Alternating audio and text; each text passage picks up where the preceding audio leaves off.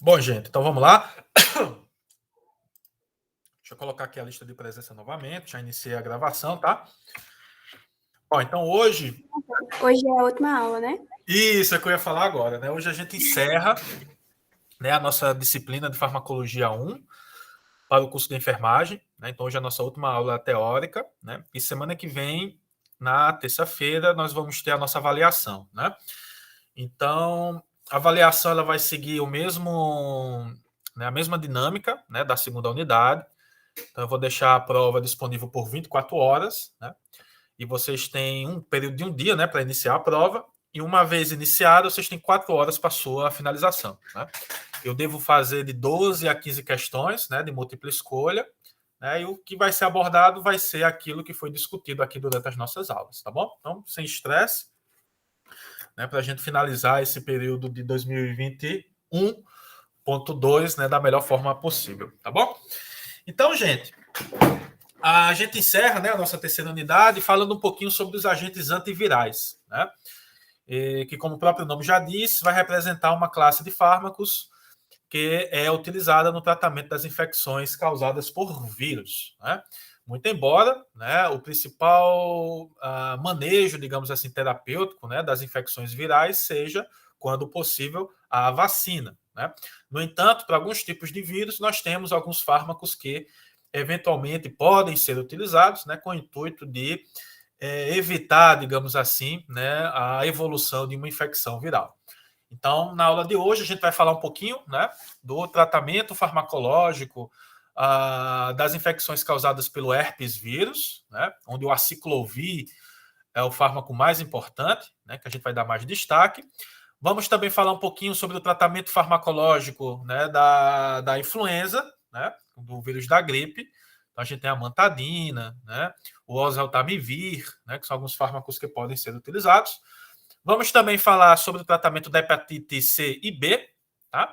E a gente encerra, né, essa tarde de hoje abordando os agentes antirretrovirais, né, que são os fármacos utilizados no tratamento, né, das infecções causadas pelo vírus do HIV, né, da imunodeficiência humana, né? Então, talvez dentro dos antivirais, né, essa classe de fármacos utilizados no tratamento do HIV talvez seja mais importante, né? Então, a gente vai acabar falando um pouquinho com maiores detalhes, né, sobre essa classe de fármacos, tá bom? Então, tendo a ser uma aula, né, relativamente curta, né, vou citar para vocês os principais fármacos, né, que são utilizados, portanto, no tratamento, né, das infecções causadas por vírus, né? Vou deixar todo o material disponível no SIGA, como sempre, né? E assim que acabar a aula, deixo também o vídeo, a gravação disponível lá para vocês, tá bom? Como sempre.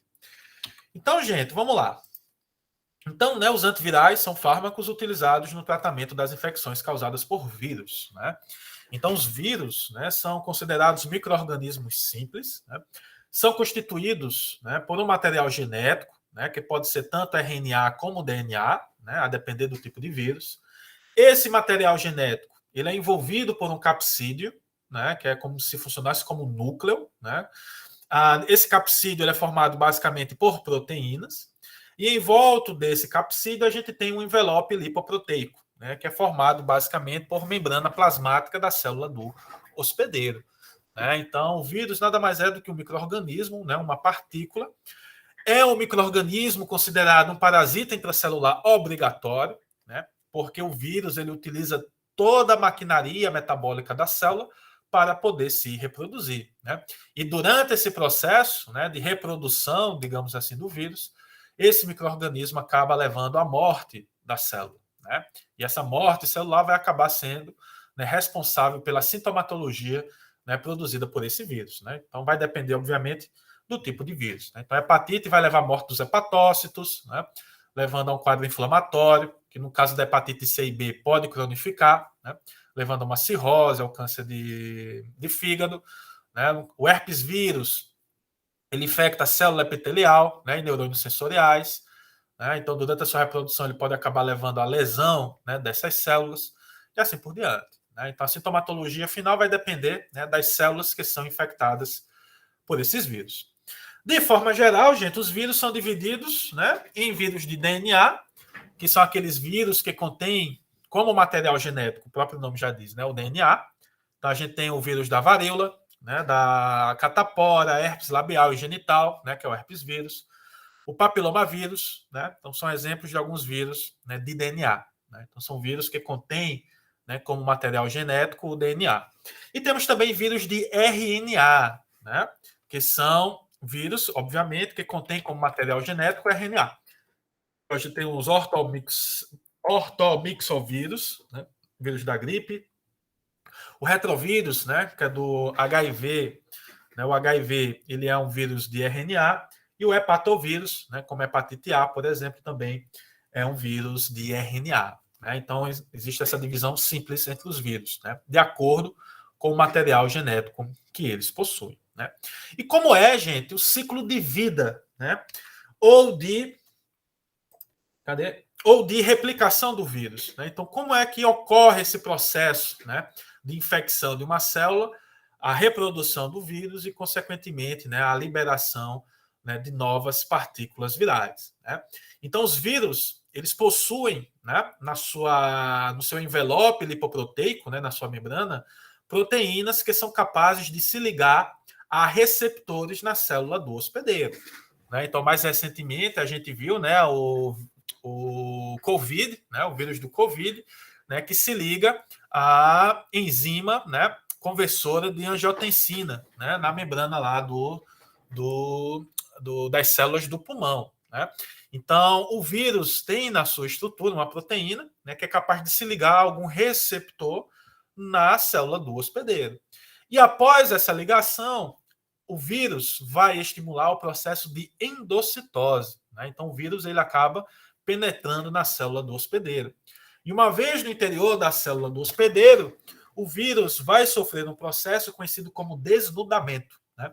Então, aquele material genético que estava encerrado no capsídeo, né, escondidinho, ele acaba sendo liberado.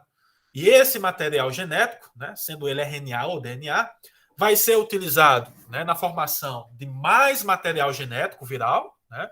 Então, o RNA vai virar mais RNA, o DNA vai virar mais DNA.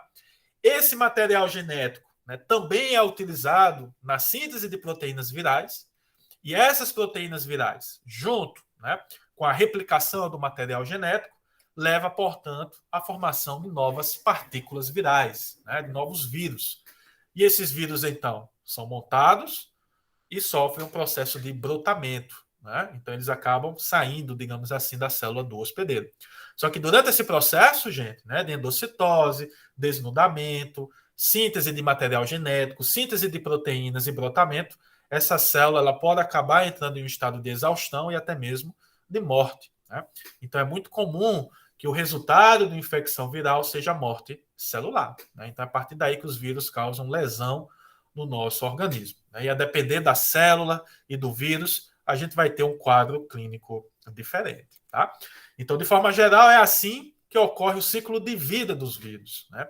E é a partir disso, então, que a gente consegue, né, planejar um fármaco, né, capaz de impedir algum ponto desse ciclo de vida dos vírus. Né? Então, por exemplo, ó, nós temos fármacos que vamos comentar hoje que são capazes de impedir a fusão do vírus com a célula do hospedeiro, tá?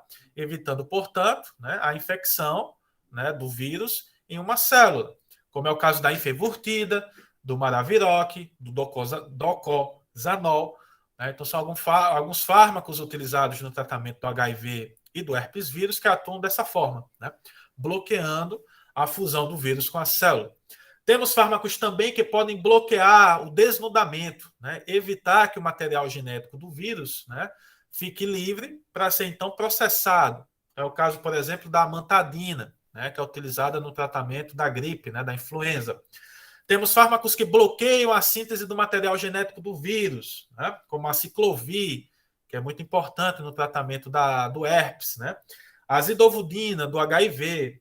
Temos fármacos também que inibem o processamento das proteínas virais, né, como ritonavir, saquinavir, e fármacos que bloqueiam o brotamento, né, do vírus, como os inibidores da neuraminidase. Tá? Então, todos esses processos, né, que o vírus necessita para a sua reprodução podem ser bloqueados por alguns fármacos. Né? E esses fármacos, então, podem ser utilizados no tratamento de algumas infecções virais, né? Então, o objetivo dessa aula é mostrar para vocês, né, quais são, né, os principais fármacos utilizados no tratamento das infecções virais, tá? Então, a gente começa a falar um pouquinho sobre o tratamento, né, farmacológico do herpes vírus, né, das infecções causadas pelo herpes vírus.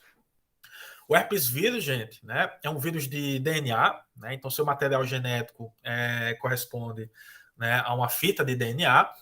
O herpes vírus pode ser dividido em vários tipos, né, só que aqueles que são responsivos ao tratamento farmacológico são apenas, né, o vírus tipo 1, né, que é responsável pelo herpes labial, né, o vírus tipo 2, que é responsável pelo herpes genital, o vírus tipo 3, né, o herpes vírus tipo 3, conhecido como varicela zoster, né, que causa catapora, né, a varicela, e o herpes zoster, né, no adulto, no idoso, né, que é o cobreiro, e o citomegalovírus, né, que é o herpes vírus do tipo 5. Então, somente esses tipos, né, de vírus herpes são sensíveis ao tratamento farmacológico, né, de alguns fármacos que a gente vai citar a seguir.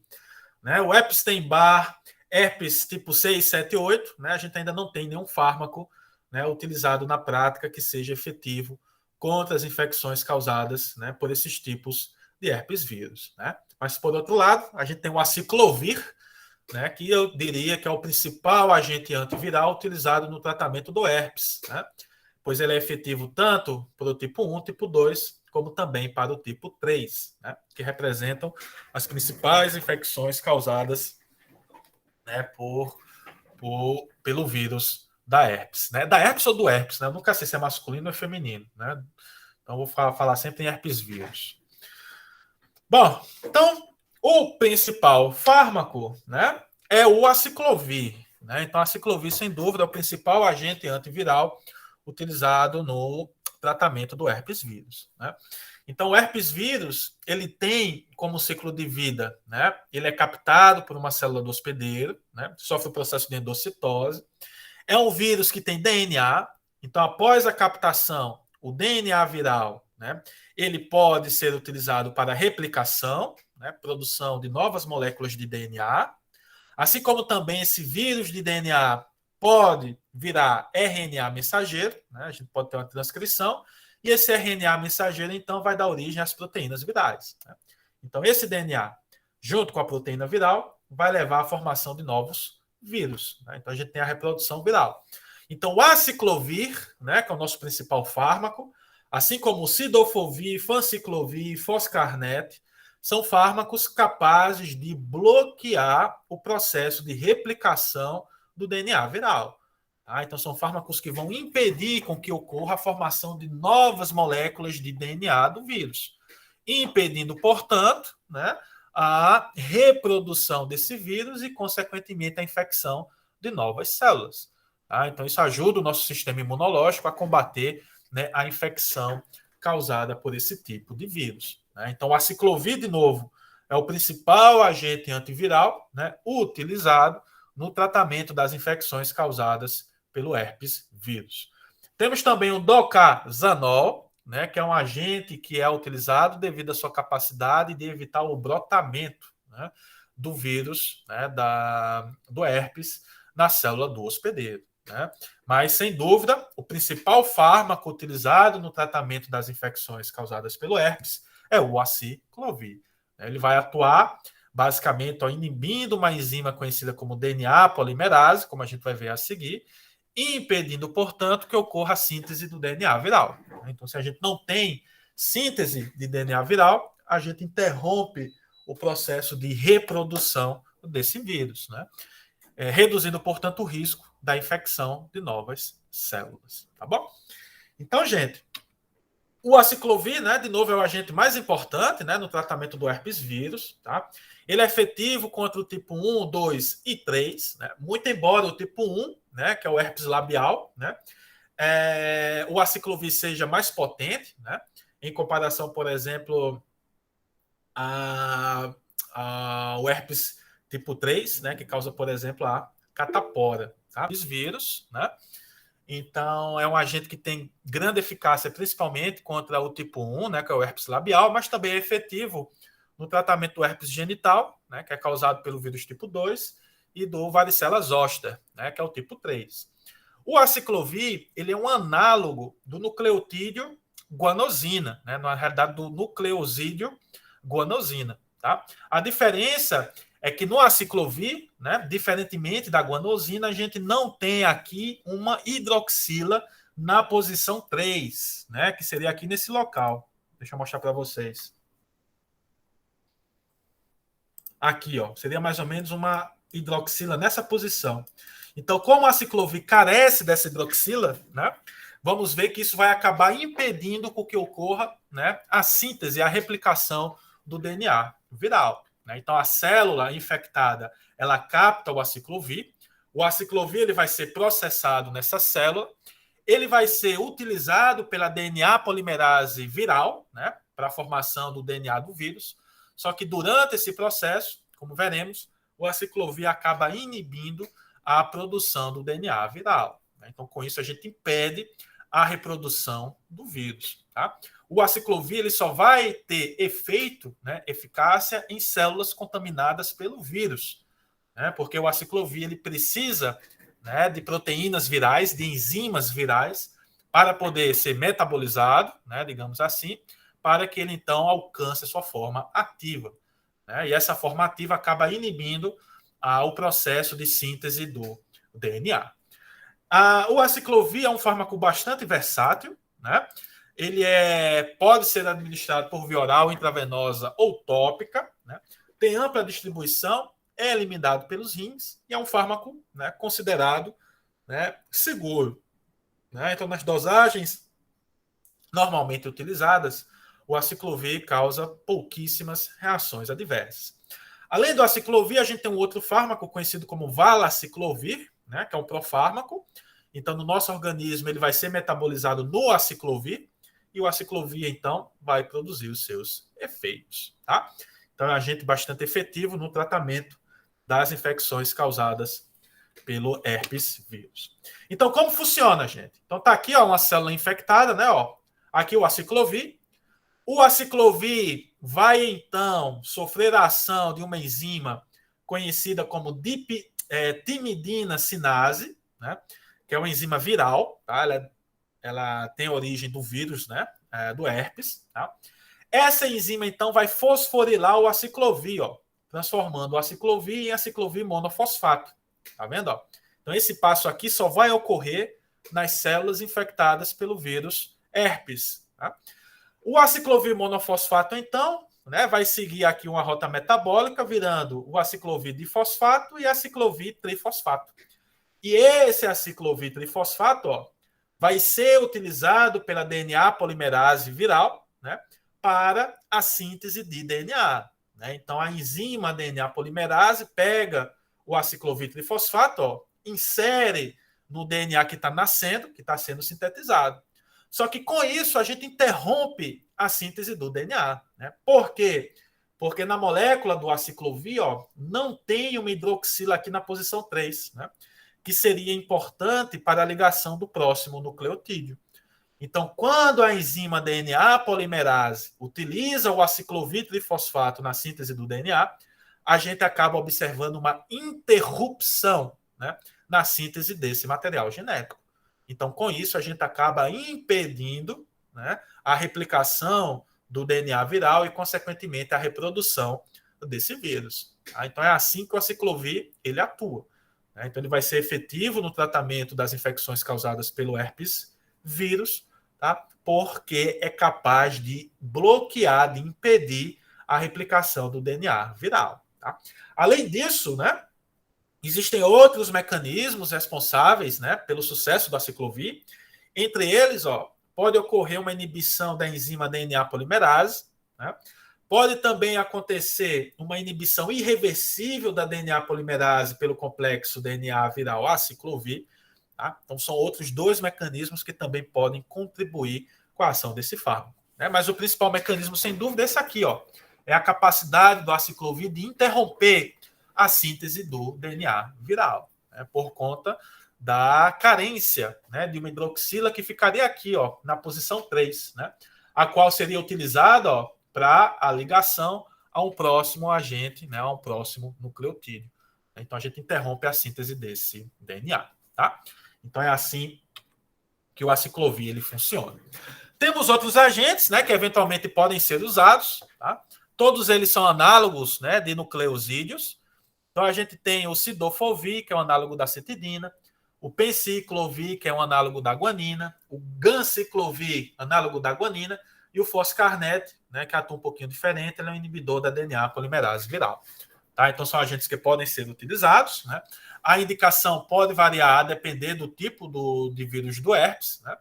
Então, por exemplo, o cidofovir ele é mais efetivo contra o citomegalovírus e é interessante também no tratamento das infecções causadas, né, por herpes, que é resistente ao aciclovir. Né? Então, nesse caso, o cidofovir pode ser utilizado. O penciclovir é efetivo no tratamento do herpes tipo 1 e 2 e varicela zoster, né, de forma similar ao aciclovir. Ganciclovir, principalmente utilizado contra o citomegalovírus. E o foscarnet, né, utilizado no tratamento, né, das infecções causadas pelo citomegalovírus, herpes tipo 1 e 2 e o varicela zoster, principalmente resistentes ao aciclovir. Então, são outros agentes que eventualmente podem ser utilizados. Mas, de novo, né, o principal agente antiviral utilizado no tratamento, né, das infecções causadas pelo herpes vírus é o aciclovir, tá? Sem dúvida nenhuma. Então, vocês vão ver muita gente tomando aciclovir para o tratamento do herpes. Herpes vírus, né? Da herpes doença, herpes vírus, do herpes vírus. Beleza, gente? Alguma dúvida? Tá? Quem tiver alguma dúvida, por favor, que se manifeste, senão a gente vai seguindo. Maria foi embora, eu acho que deu certo aqui, lá na turma de odonto. Ah, não, Maria tá aí. Então, show, gente. Bom, influenza, né? Sem dúvida, gente. O principal, né, manejo terapêutico do influenza é a prevenção, né? Por meio da vacina. Então, não é à toa que todo ano tem campanha de vacinação contra o vírus da gripe, né? No entanto, nós temos alguns fármacos que eventualmente podem ser utilizados. Né? Então, a gente tem, né, fármacos que são inibidores da proteína M2, como a amantadina, e fármacos inibidores da neuraminidase. Né? Então, o vírus, né, da influenza, que causa gripe, né, pode ser dividido em 4 tipos, A, B, C e D. Né? Talvez o tipo A seja o mais complicado, né, porque é aquele que sofre mais variação genética, né, dando origem a tipos como H1N1, que todo mundo ouviu falar, né, que foi responsável pela gripe espanhola, gripe suína, H1N2, H3N2, H5N1, né, que é a gripe aviária. Né, então, são variantes, né, do vírus da influenza A, né, e pode acometer tanto humanos como animais. Influenza B e C, né, principalmente humanos, e a influenza D, né, infecta principalmente animais. Então, sem dúvida, né, entre os tipos de vírus da influenza, a influenza A acaba sendo mais importante, né, dada a sua alta prevalência em humanos. E a sintomatologia da gripe, todo mundo sabe, febre, né, nariz entupido, dor nas articulações, náuseas e vômitos, espirro e tosse. Né? De novo, a forma mais barata, né, para o tratamento da influenza é a prevenção, né, por meio da vacina. Só que, né, além disso, nós também temos, né, algumas ferramentas farmacológicas que podem eventualmente ser, né, utilizadas no tratamento da infecção causada por esse tipo de vírus. Né? Então, está aqui o ciclo de vida do influenza. Né? Então, o vírus ele se liga, né, à célula do hospedeiro, como, por exemplo, células epiteliais, né, da mucosa nasal, né, nos pulmões.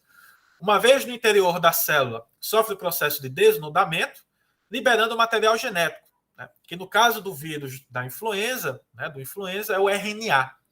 Então, esse RNA viral ele é utilizado, né, na replicação, né, para formar mais RNA viral, assim como também esse RNA viral é utilizado na síntese de proteínas. Né? Então, esse material genético somado às proteínas leva, então, à formação de novos vírus. Né? Então, dentro desse ciclo de vida do influenza, nós temos alguns fármacos que são capazes de bloquear esse processo. Né? Então, a gente tem a amantadina e a rimantadina, né, que bloqueiam o desnudamento. Né?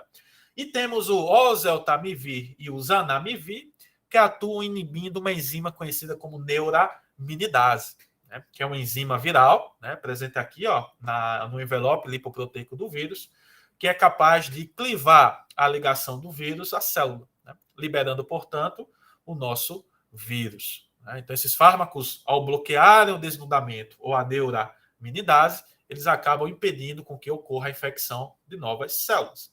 Né. Então, ajuda o nosso organismo a combater essa infecção viral. Tá? Então, a gente vai falar um pouquinho desses fármacos a partir de agora. Começando ó, com a amantadina e a rimantadina. Né? Então, são fármacos que vão bloquear o desnudamento, né, do vírus da influenza.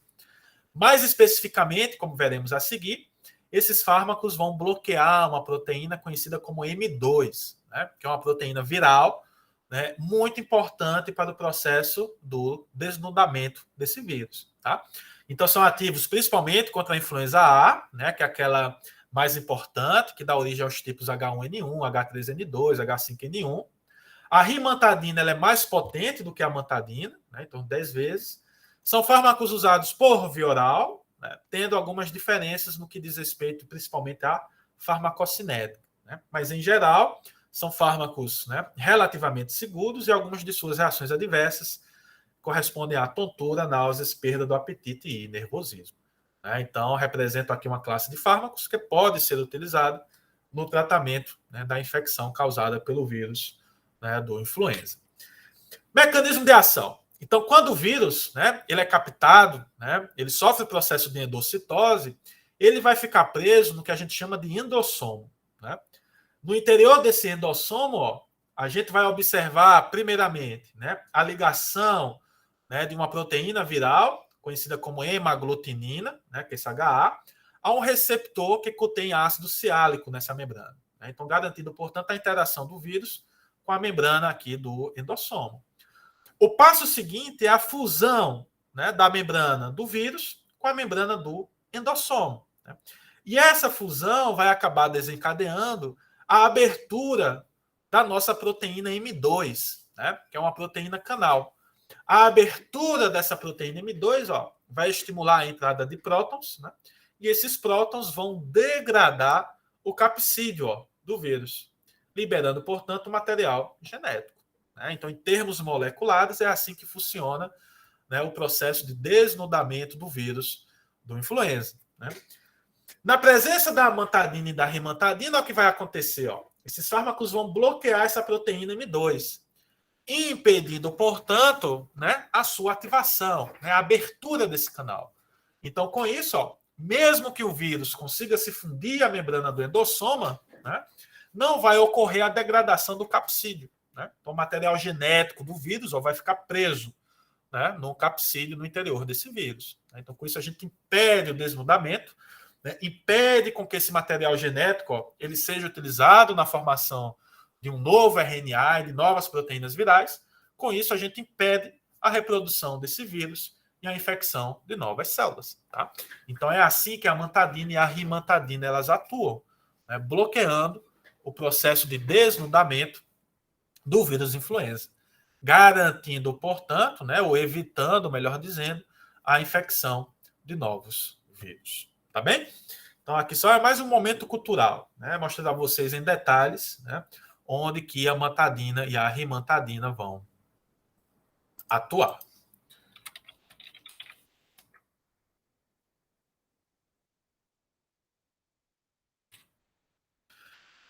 Além desses inibidores, né, do desnudamento, né, do vírus influenza, nós também temos o oseltamivir e o zanamivir, né, que são fármacos que vão inibir uma outra enzima viral conhecida como neuraminidase, que é importante para o processo de brotamento do vírus. Tá? Então, esses fármacos acabam impedindo o brotamento, fazendo com que o vírus ele fique grudado, né, na membrana da célula do hospedeiro. Com isso, também a gente é capaz de inibir a infecção de novas células. Tá? Então, a gente tem o oseltamivir e o zanamivir, né? São fármacos que vão inibir essa enzima neuraminidase, né, que é necessária para a liberação do vírus da célula infectada. São ativos tanto para a influenza A como B, né? Lembrando que a amantadina é efetiva somente contra vírus influenza do tipo A. São administrados, né, no caso do oseltamivir, por via oral e o zanamivir por inalação. Né, e as principais reações adversas, né, náusea, desconforto abdominal e broncoespasmos, né, no caso da administração do zanamivir por via inalatória. Então, são fármacos também, né, relativamente seguros. Tá? Mecanismo de ação.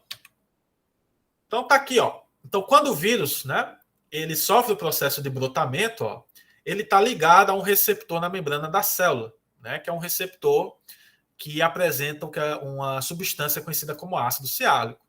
Então, o que é que a neuraminidase faz? Ó? É uma enzima, ó, do vírus que é responsável por clivar esse receptor, né? E com isso, então, liberando o vírus. Né? O oseltamivir, né, e o zanamivir são fármacos que vão se ligar, ó, à neuraminidase, impedindo, portanto, ó, que essa enzima clive essa ligação do receptor da célula com o vírus.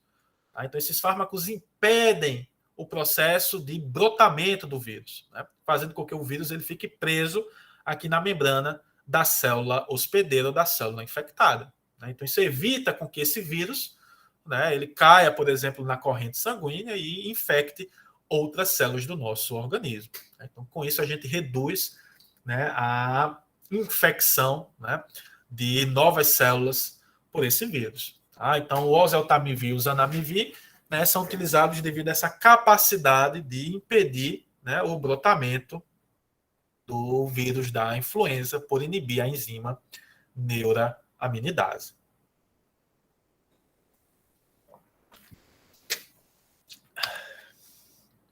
Ok, gente? Tranquilo? Alguma dúvida?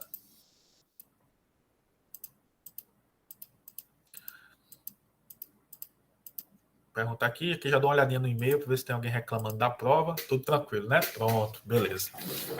Já tá todo mundo de saco cheio, né? Ninguém aguenta mais farmacologia. Mas vamos vencer. Fim do período. Todo mundo cansado. Todo mundo sem vontade de cantar uma bela canção. Pois é, ainda tem semestre que vem, né? Vai ter 20 dias de descanso. Não vai dar nem tempo de descansar, né? Da farmacologia 1, vocês já vão ter a farmacologia 2, né? Mas é isso, gente. Depois melhora. Ano que vem vai melhorar tudo. Se Deus quiser. Ano que vem, que eu digo, né? Já é o próximo. Quando a gente voltar a ter 2 semestres no ano, né? Que realmente foi muito cansativo. Não, vai não. Ó, a gente conseguiu contratar o professor substituto. Então, provavelmente eu vou sair da enfermagem, né? Vou voltar lá para as minhas turminhas, né? Mas, ó, a gente se vê por aí, né? Qualquer coisa é só entrar em contato.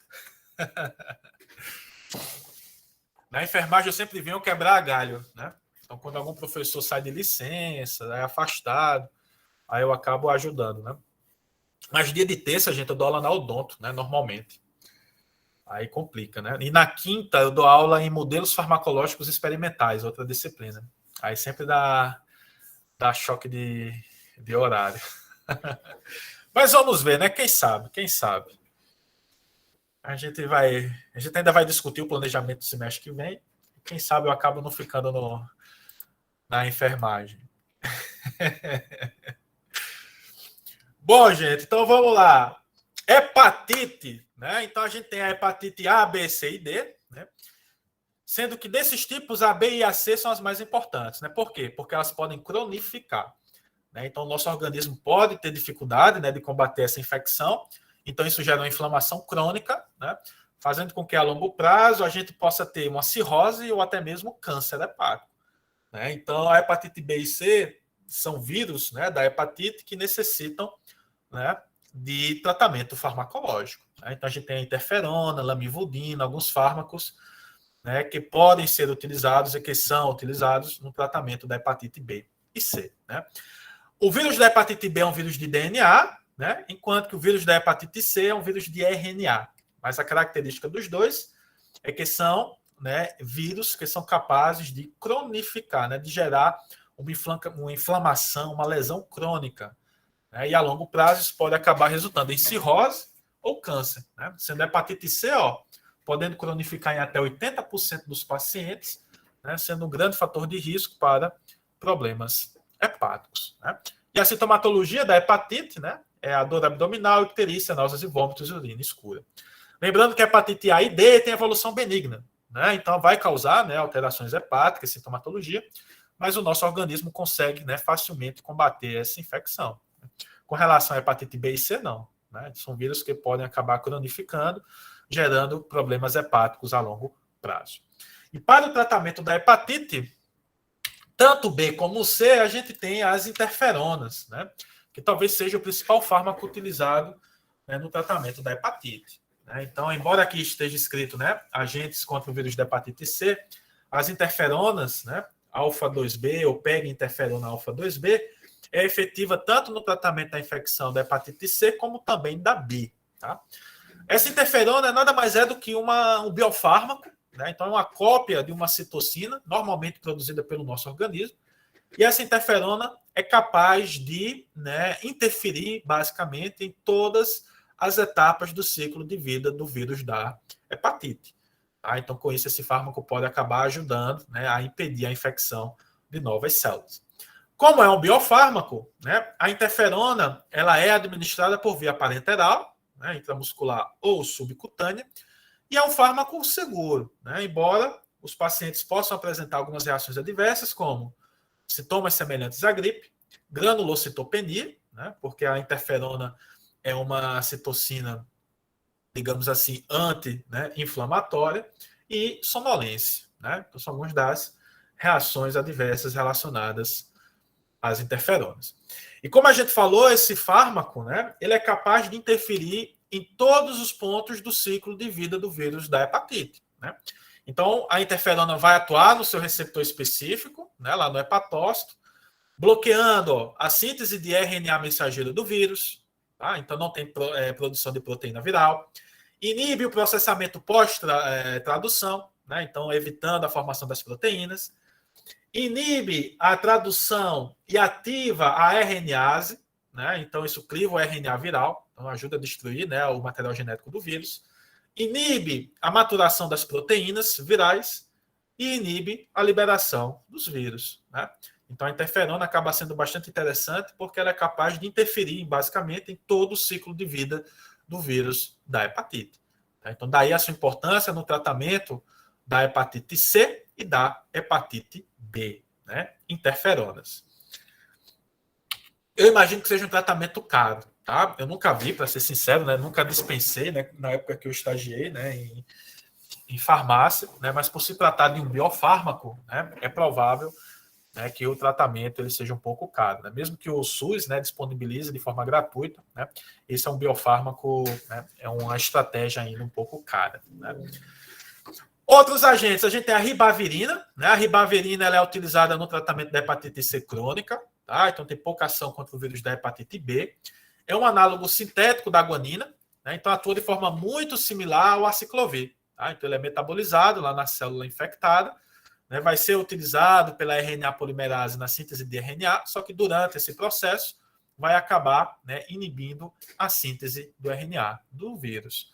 Tá? Então, algumas de suas reações adversas, né, anemia, hemólise, sintomas do sistema nervoso central e gastrointestinal e teratogenia. Né? Então, são algumas reações adversas, né, um pouco mais, né, complexas, graves, por exemplo, do que as interferonas. Né? Mas é um fármaco que existe e, eventualmente, pode ser utilizado.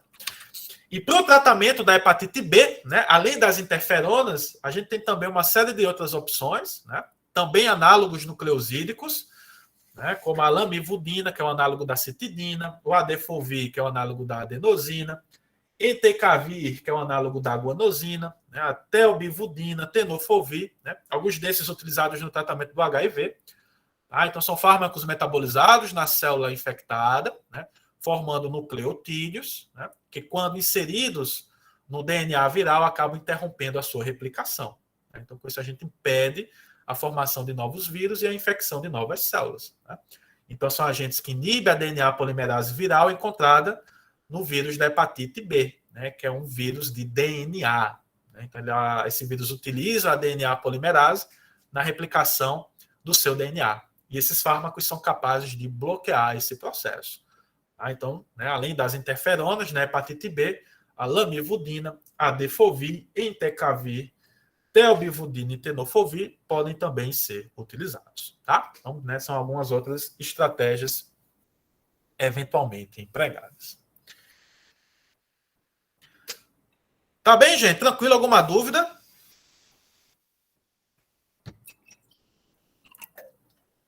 Vamos dar um intervalozinho de 10 minutos. Né? A gente chegou na metade da aula, né? da nossa tarde, digamos assim, né? Do que a gente estava programado. E a última parte, né? Um pouquinho mais longa, a gente vai se deter ao tratamento farmacológico, né? Do HIV, né? De pacientes portadores do vírus da imunodeficiência humana. Tá? Então vamos dar um intervalozinho de 10 minutos, às 2 horas a gente volta. Né? Bom, gente, então nessa nossa segunda parte, né, da tarde, a gente vai focar nos antirretrovirais, né, que de forma geral vai representar os fármacos que são utilizados no tratamento de infecções causadas por retrovírus. Né? E do ponto de vista prático, né, o principal retrovírus é o vírus da imunodeficiência humana, né, ou HIV. Né? Então, esse vírus ele é um vírus de RNA, mas ele é chamado retrovírus porque a partir desse RNA, né, o vírus forma DNA e esse DNA, então, ele é inserido na célula do hospedeiro. Né? Então, é o contrário do que normalmente ocorre nas células, né, onde o DNA vira RNA e o RNA, então, é utilizado na síntese de proteínas. Para esse vírus, ele tem como material genético o RNA e esse RNA é transformado, portanto, em DNA viral. E esse DNA viral é, então, inserido na célula do hospedeiro. Então, do ponto de vista prático, né, o vírus da imunodeficiência humana é o principal tipo de retrovírus, né, que acomete os humanos. É um vírus que vai infectar, sobretudo, né, leucócitos, como os linfócitos T, levando à sua morte. Né? Então, a longo prazo, o vírus do HIV causa uma drástica redução da imunidade, né? Fazendo com que, então, o paciente ele fique susceptível a várias doenças oportunistas, como tuberculose, pneumonia, meningite, né, candidíase, toxoplasmose, né, gerando, portanto, né, essa redução da imunidade e esse aparecimento de doenças oportunistas na síndrome da imunodeficiência adquirida, né, que no caso é a complicação, né, é a evolução da infecção causada por esse tipo de vírus. Então, o grande objetivo dos agentes antirretrovirais é impedir, né, a progressão ou a infecção de novas células por esse vírus, tá?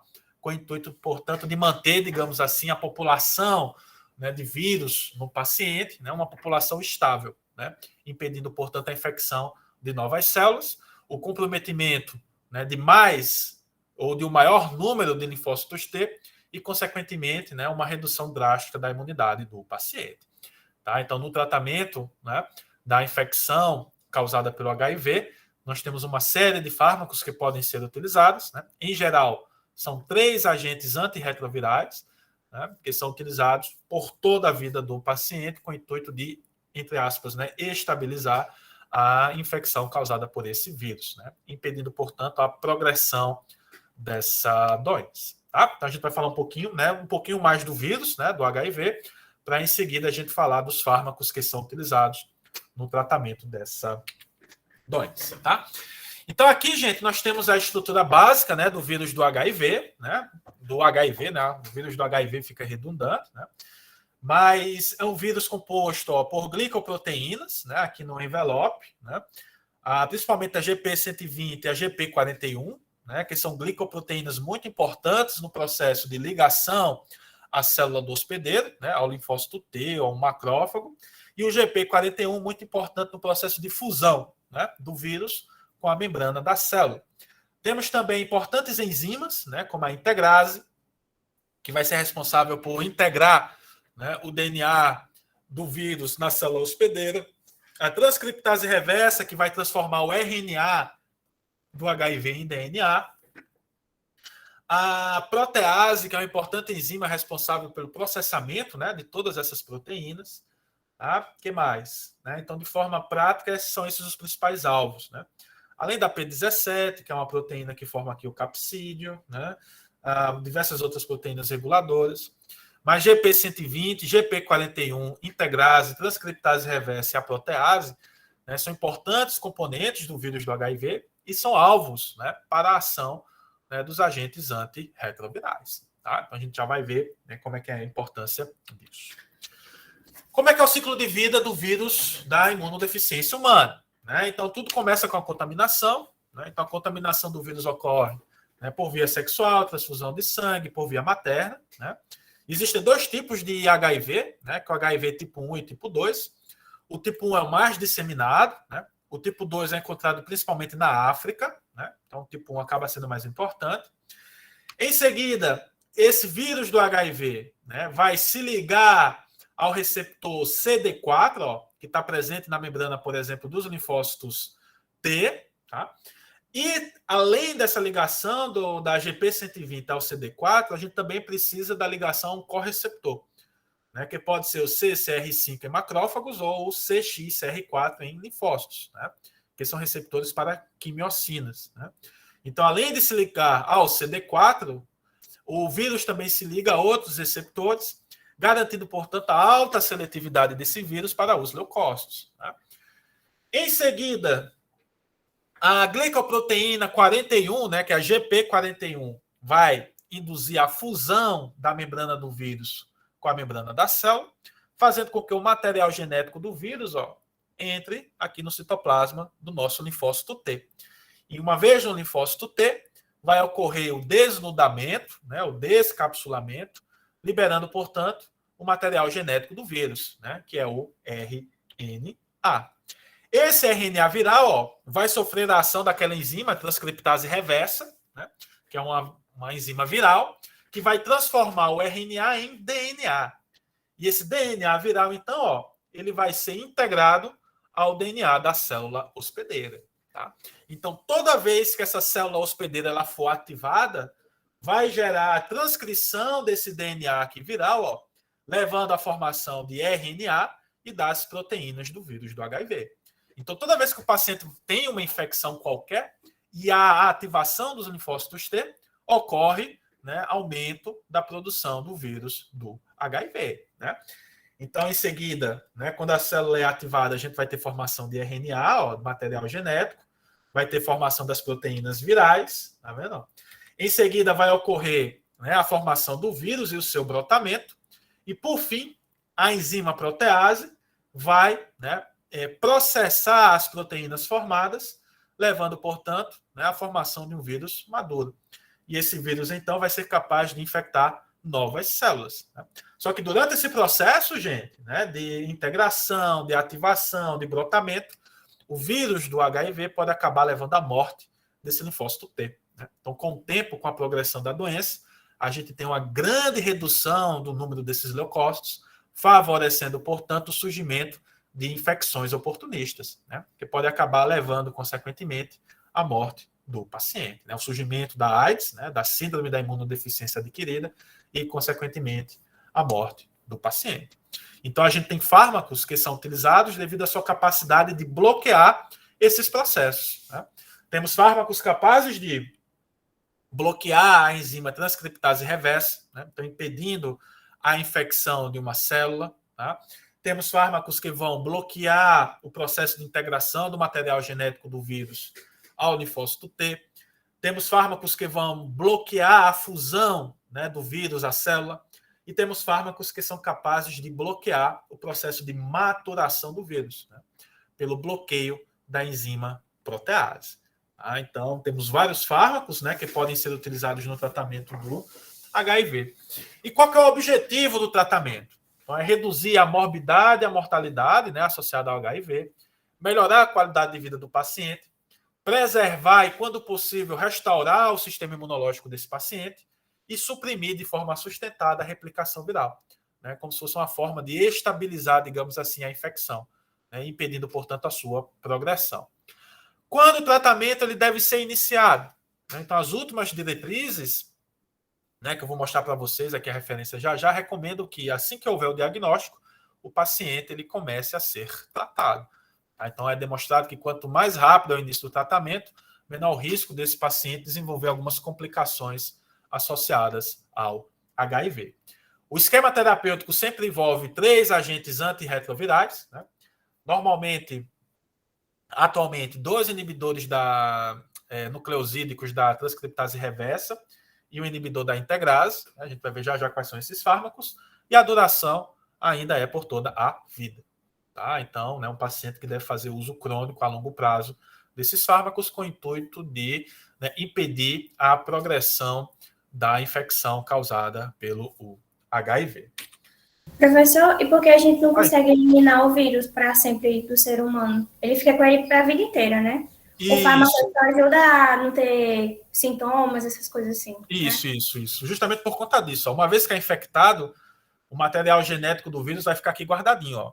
Tá? Então, enquanto ele estiver aqui guardadinho, e enquanto essa célula, né, ela ser ativada, né, enquanto ela for ativada, ela pode acabar gerando vírus. Né? Então, o que é que o tratamento faz? O tratamento impede a infecção de novas células. Né? Mas aquelas células que já foram infectadas, digamos assim, né, já era. Né? Não tem como reverter isso. Né?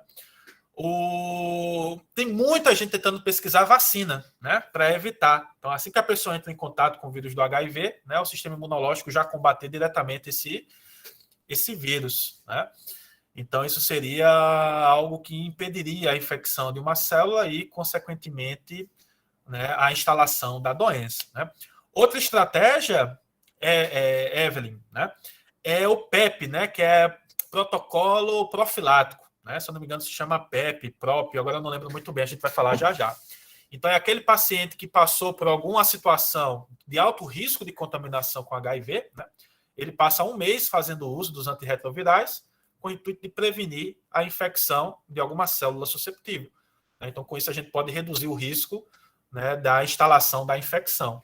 Né? Mas se a pessoa não sabe, né, teve relação sexual, por exemplo, com uma pessoa contaminada e não tem noção disso, uma vez que o vírus infectou, por enquanto, né, já era. Então, a gente vai ter sempre aquela célula com material genético guardadinho, e quando essa célula é ativada, ela vai, né, levar à formação de vírus. Né? Então, isso acaba dificultando muito. Além disso, outro ponto muito importante, né? Você poderia perguntar, e por que o nosso sistema imunológico não consegue combater essa infecção? Né? Então, quando a gente tem uma gripe, por exemplo, nosso sistema imunológico vai lá e resolve a situação. Por que por HIV isso não ocorre? Porque toda vez que uma célula é infectada, né, esse processo de transcrição reversa aqui, ó, causa mutação nesse DNA. Tá? Então, cada vez que ocorre transcrição reversa, né, toda vez que ocorre a formação do RNA em DNA, esse DNA ele vem mutado. Então, essa célula acaba produzindo vírus do HIV que são diferentes do original. Né? Então, por vezes, a gente cria uma resposta imunológica contra esse vírus aqui, mas a gente não consegue, né, a tempo criar uma resposta imunológica para o vírus que sai da célula. Né? Então, fica aquela briga, né, entre o vírus e o nosso sistema imunológico, e a gente nunca consegue vencer, porque toda vez que ocorre essa transcrição reversa, ocorre, né, a formação de DNAs com mutações, né? Um material genético diferente daquele, né, que chegou na célula. Então, isso acaba dificultando muito o trabalho do nosso sistema imunológico. Né? Então, por isso que é muito complicado, né,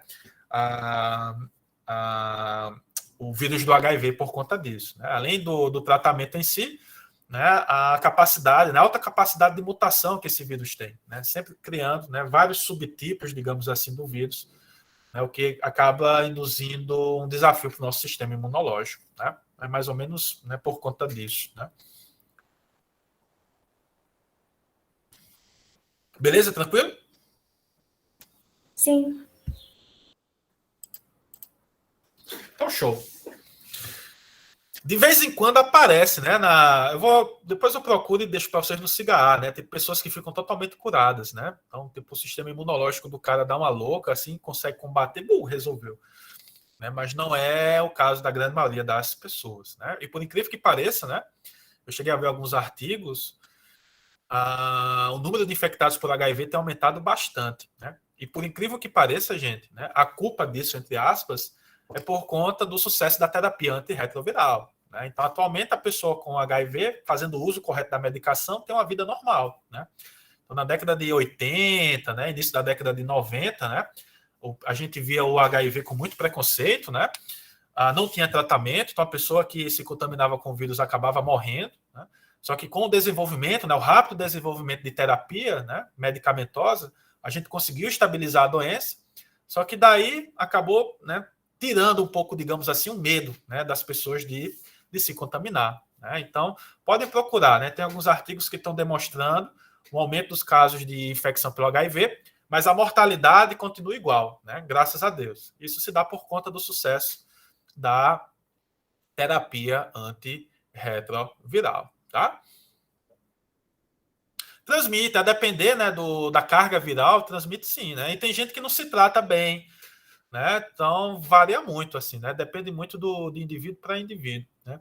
Aqui eu só estou contando para vocês os casos de sucesso, né? Mas na prática tem falha na terapêutica, né? Esses fármacos causam reações adversas, então a pessoa desiste de fazer uso do medicamento, então o vírus começa, né, a se desenvolver novamente, né? Então é bem complicado, né? Mas uma pessoa que toma direitinho, né, o vírus, desculpa, a pessoa que faz uso direitinho dos medicamentos, né, na teoria, ela para de transmitir, né? Mas mesmo assim é recomendado, né, o uso de preservativo, né, de evitar relações sexuais sem proteção, né? Na teoria, se está bem tratado, né, a chance de transmissão é muito pequena, mas mesmo assim, né, para evitar, recomenda-se ainda o uso de preservativo, né?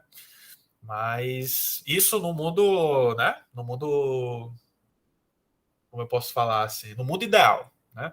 Na prática, existem várias complicações, né? Beleza? Tranquilo? Então, vamos lá. Então, ó, aqui a gente tem os principais fármacos que são utilizados. Ó. Então, a gente tem fármacos que inibem a transcriptase reversa, né? Então, os inibidores nucleosídicos da transcriptase reversa, né, que são muito importantes, né, como a lamivudina e o tenofovir. Inibidores não nucleosídicos da transcriptase reversa, né, então atuam bloqueando a formação do DNA viral. Inibidores da integrase, como o dolutegravir, né, que é muito importante, fármaco de primeira linha. Inibidores da fusão, né, como o maraviroc e a enfeburtida. Inibidores da protease, né, como ritonavir, saquinavir, assim por diante. Né? Então a gente tem, né, vários fármacos que podem ser utilizados, mas em geral, como a gente vai ver já já, o tratamento de primeira linha envolve 2 inibidores, né, nucleosídicos da transcriptase reversa e 1 inibidor da integrase. Né? Então esse é o tratamento de primeira escolha. Por quê? Porque, como a gente vai ver, os agentes escolhidos tendem a ser os mais seguros, né, os mais baratos e também os mais efetivos. Tá? Então, acabam sendo fármacos de primeira linha. Se ocorrer algum tipo de contraindicação, reação adversa, né, hipersensibilidade, aí os outros agentes podem acabar sendo extinguidos. Né? Mas, em geral, meu Deus do céu, mas, em geral, né, 2 inibidores da transcriptase reversa e 1 inibidor da integrase é o esquema preferencial. Né? Então, a gente vai falar disso um pouquinho já já. Então, vamos abordar esses fármacos. Então, começando com os inibidores nucleosídicos da transcriptase reversa. Tá? Então, são fármacos, ó, análogos nucleosídicos da timidina, citidina, guanosina e adenosina, e eles vão atuar de forma muito semelhante ao aciclovir. Tá? Então, são fármacos que vão ser metabolizados lá na célula, né, formando o nucleotídeo, e esse nucleotídeo, então, ele vai ser utilizado na síntese do DNA viral. Né? Só que durante esse processo, eles acabam impedindo, né, com que ocorra a progressão, né, da síntese desse DNA. Então, eles interrompem a síntese do DNA viral e, consequentemente, eles impedem a infecção dessa célula. Tá? Esses fármacos não vão ser efetivos naquela célula já infectada.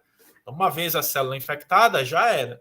Mas são fármacos que vão impedir, né, a progressão da infecção do HIV, né, impedindo, portanto, né, consequentemente, a infecção de novas células. Tá? Então, são fármacos análogos nucleosídicos, né, que prejudicam e interrompem o alongamento do DNA viral, pois carecem, de novo, ó, daquela hidroxila na posição 3. Então, são fármacos que impedem a infecção da célula susceptível. Então, por exemplo, está aqui um exemplo, ó, a zidovudina, né, conhecida como AZT. Né, eu nunca esqueço, eu lembro, né, quando eu era criança, vendo reportagem, né, o pessoal falando da descoberta do AZT, né, o AZT, o coquetel, né, que tem AZT, que é usado no tratamento do HIV. Né? Hoje o AZT não é mais fármaco de primeira linha porque existem agentes mais seguros. Então o AZT, ó, que é a azidovudina, é um análogo da timidina, ó, igualzinho, tá vendo? Ó? A diferença é que, a gente não tem aquela hidroxila na posição 3, e sim um nitrogênio. Então, isso vai fazer toda a diferença. Né? Por quê?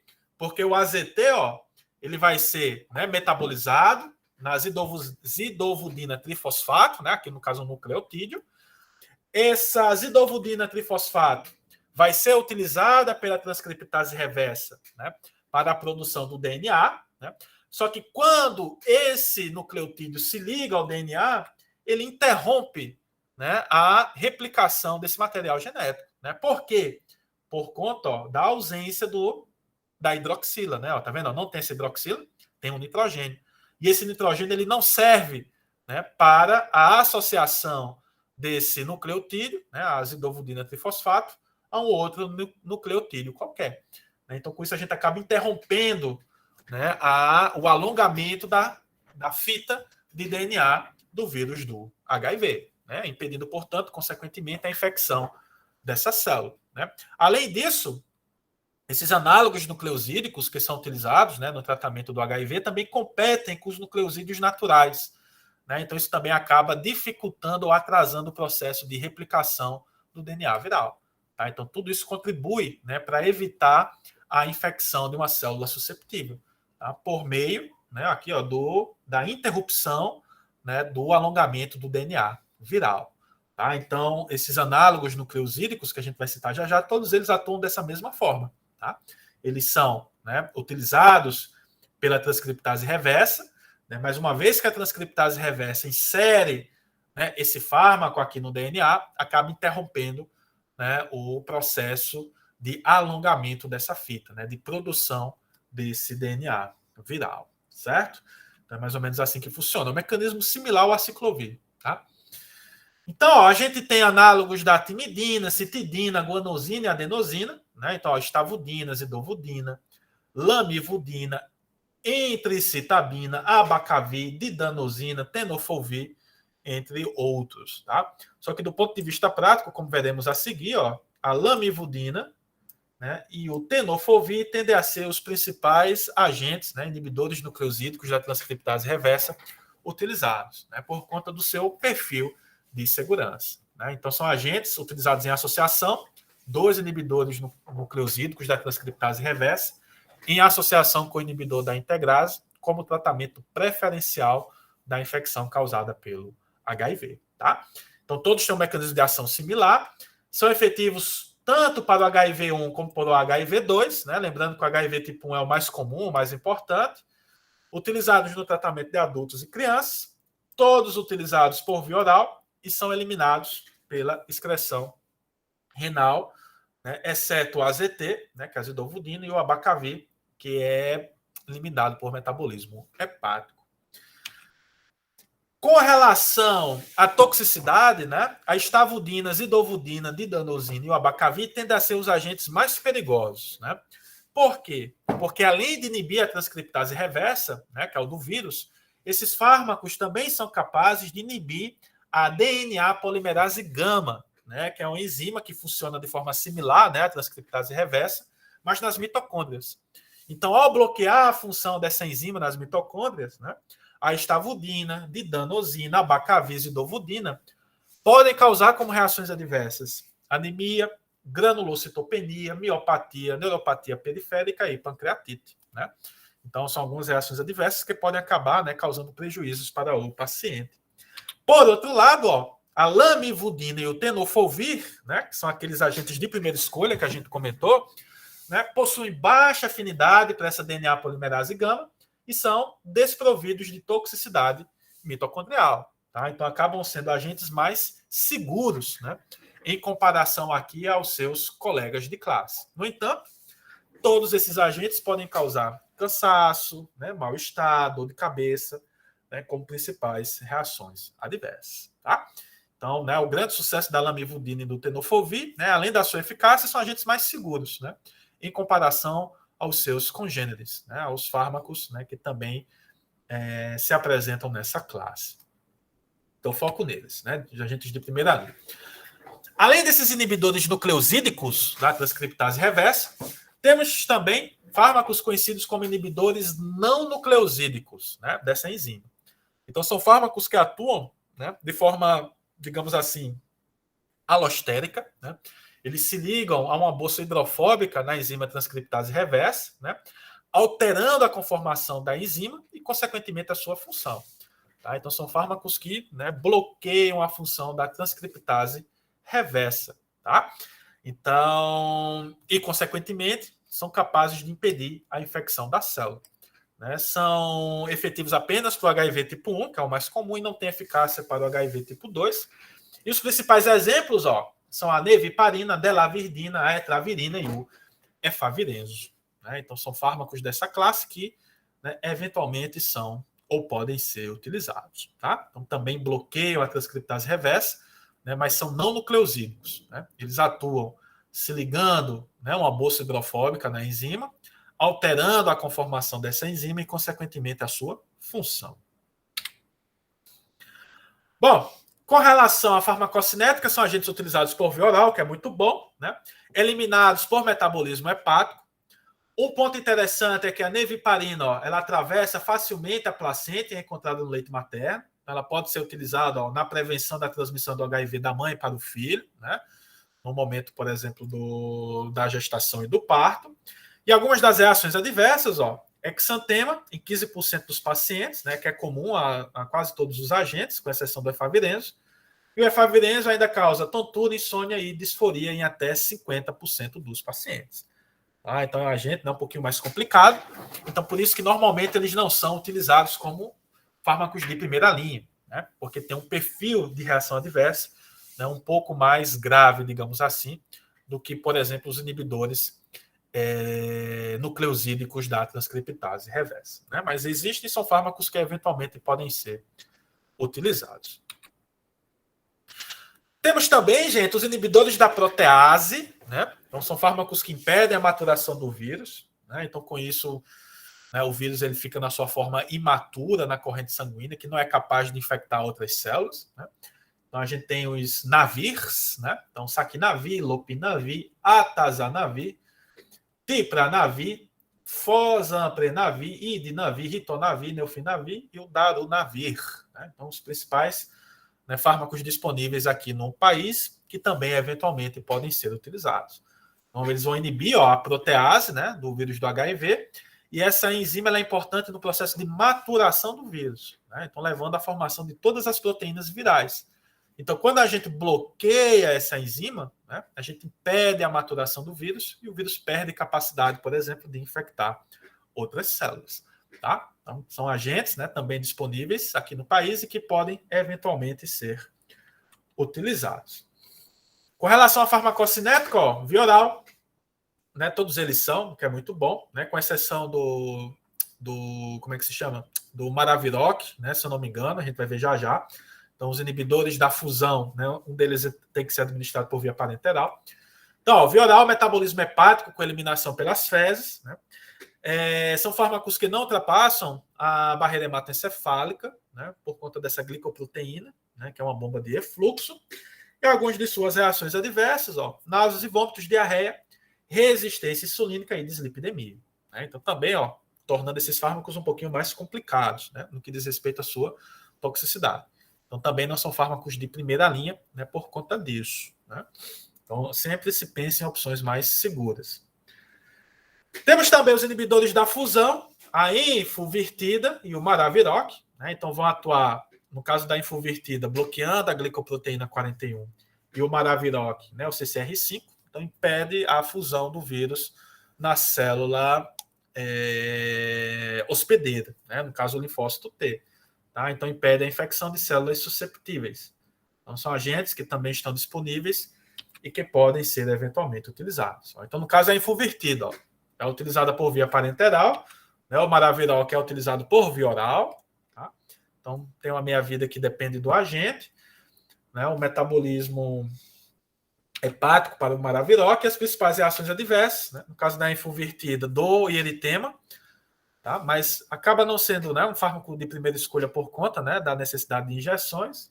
E o maraviroc é um fármaco, né, relativamente até que bem tolerado, né, em comparação, por exemplo, aos outros agentes anteriormente falados. E por fim, né, a última classe são os inibidores da integrase. né? Então, a gente tem o dolutegravir, que é o mais novo, né, e recentemente recomendado, o raltegravir. Então, esses fármacos inibem a enzima integrase, inibindo, portanto, a inserção do DNA viral no DNA da célula hospedeira. Tá? Então, com isso, eles impedem a infecção, né, da célula susceptível. Tá? Então, dolutegravir, raltegravir, inibe a enzima integrase, bloqueando a formação, né, de ligações covalentes entre o DNA do hospedeiro e o DNA viral. Então, impede a infecção de uma célula susceptível. Então, são utilizados por via oral, né? O dolutegravir tem uma meia-vida mais longa e tem como reações adversas, náusea, fadiga e dor de cabeça. Né? Então, são reações adversas, né, relativamente simples. Tá? Então, gente, a terapia inicial, né, do HIV, né, segundo as diretrizes brasileiras, né, de 2018, indicam, né, como tratamento inicial a utilização do tenofovir, da lamivudina, né, que são inibidores nucleosídicos da transcriptase reversa, em associação com o dolutegravir, né, que é o inibidor da integrase. Por quê? Porque é sabido que essa associação, né, tem adesão, né, então o paciente não tem menor chance, né, de largar a terapia, né, por conta da toxicidade imediata baixa, né, então são fármacos mais seguros, né, em comparação aos outros agentes, e também o custo da terapia. Tá? Então, ao se analisar custo, adesão e eficácia, né, e segurança, o esquema preferencial de tenofovir, lamivudina e dolutegravir é o indicado. Né? Se porventura, né, ocorrer algum problema com esses fármacos, né, então o paciente apresenta alguma alergia, alguma reação adversa, recomenda-se, no caso de intolerância ao dolutegravir, substituir pelo efavirenzo, né, que é o inibidor não nucleosídico da transcriptase reversa, e no caso de alguma contraindicação ao tenofovir, substituir por abacavir ou zidovudina, né? Também outros inibidores nucleosídicos da transcriptase reversa. Né? Se mesmo assim ocorrer contraindicação, reações adversas, então pode-se utilizar outros agentes, né, de outras classes no tratamento desse paciente. Né? Mas, em geral, esse coquetel, assim, né, como se diz, é o preferido, né? Por conta da sua eficácia, segurança, adesão e o custo do tratamento. Tá? Também trouxe para vocês, né, essa profilaxia pós-exposição, né, que se chama PEP. Né? Então, a gente vê muito isso. Né? Na minha cidade, teve uma época que tinha um maníaco, né, da seringa. Eu sou de Campina Grande, na Paraíba. Né? Campina Grande é a terra do maior e melhor São João do mundo.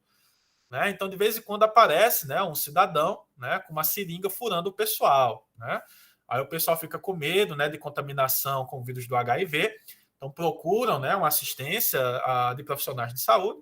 E, nesse caso, pode ser recomendado esse PEP, né, que é um esquema que utiliza-se, né, os mesmos fármacos da terapia inicial, né, então tenofovir, lamivudina e o dolutegravir, por 28 dias. Né, com o intuito de quê? De reduzir o risco da aquisição da infecção do HIV. Né? Então, aquele paciente que, por algum motivo, né, teve contato com o vírus, né, então o vírus ainda não conseguiu infectar um grande número de células, então a gente faz uma terapia profilática, né, com o intuito de evitar a contaminação das células e, consequentemente, o estabelecimento da doença. Né? Então, de vez em quando, a gente vê essas histórias, né, e o paciente vai procurar ajuda de saúde e sai, né, com um protocolo, né, profilático para o HIV. Né? Então, utilizando por um mês esses fármacos. Né? Em geral, o sucesso é bem alto. Né? Recomenda-se que o início da terapia seja em até 72 horas, né? Se não me falha a memória. Então, se é tudo feito dentro desse prazo, né, o paciente tem grande chance de não desenvolver uma infecção, né, associada a esse vírus do HIV. Tá? Aqui, gente, como eu gosto muito de vocês, né, eu trouxe um slide que resume toda essa ópera aqui da nossa segunda parte. Tá? Então, aqui eu ponho, né, os principais fármacos, né, o mecanismo de ações e as reações adversas, né, aqueles que atuam sobre a transcriptase reversa, aqueles inibidores da protease, né, os inibidores da integrase, inibidores da fusão, né, então os principais fármacos e onde que eles atuam. Né. E aqueles agentes preferenciais, né, segundo as últimas diretrizes, são a lamivudina, o tenofovir e o dolutegravir, né, que fazem parte do esquema preferencial para o tratamento do HIV. Tá ok, gente? Então, com isso, a gente encerra, tá? Aqui a nossa aula. Semana que vem é a nossa prova.